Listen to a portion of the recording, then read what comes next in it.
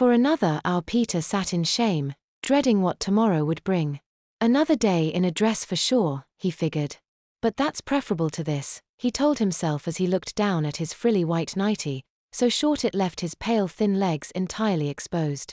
The triple elastic of nappy, rubbers, and over knickers bit into him. He promised himself that once he was in bed, he'd take it and the nightie off and sleep naked. He kept glancing at the clock as the minute hand swept ever so slowly towards 9:30. Normally he'd argue to stay up much later, but under the circumstances, he couldn't go soon enough.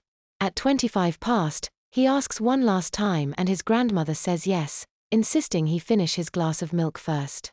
He does, and finally he's climbing the stairs and slipping under his duvet. He is thankful that his humiliating garments are now out of sight, but they're certainly not out of mind. He decided to wait a while before slyly removing his nightie and nappy, to make sure his grandmother had returned downstairs. As sod's law would have it, a couple of minutes later his granny appears.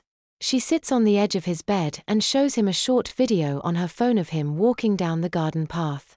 Then she shows him another of him swinging on the swing, and third video of him skipping with the girls next door.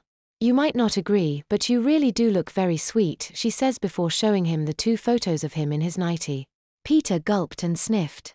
"Why are you showing me those?" he sulked. "So you can see how nice you look," she replied with a smile. "And to warn you that if you remove your nightie or nappy without my permission, we'll make sure that everyone you know sees these," she states. "And I think we all know you don't want that to happen, do you?" Peter shook his head and sniffed. "Good boy," his grandmother smiled. "You may not realize it, but it's for your own good," she told him. Naturally he quizzed her. "How is it good?" "Well, for a start, this door will be locked," she replied, briefly glancing at the bedroom door. "So if you do need the toilet in the night, you've got your nappy." He gulps and hopes to heaven that he doesn't need the bathroom before morning. His grandmother bids him a good night once more, before leaving him alone and locking the door. Part of him wants to defy her and remove the dreadful garments anyway, but a bigger part of him fears exposure. He stares at the ceiling for an age, unable to sleep.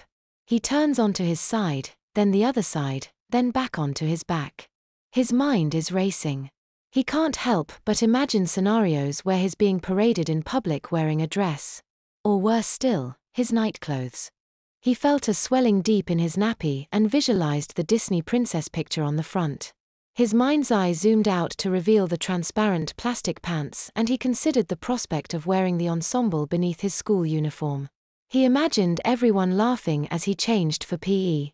He shuddered and stiffened all the more as thoughts and ideas cascaded into his mind. He's playing netball instead of cricket, wearing a short pleated PE skirt that bounces as he runs and throws the ball.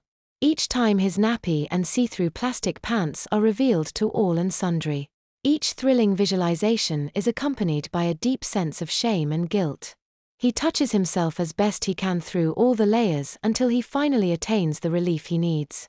Soon enough he falls deeply and soundly to sleep.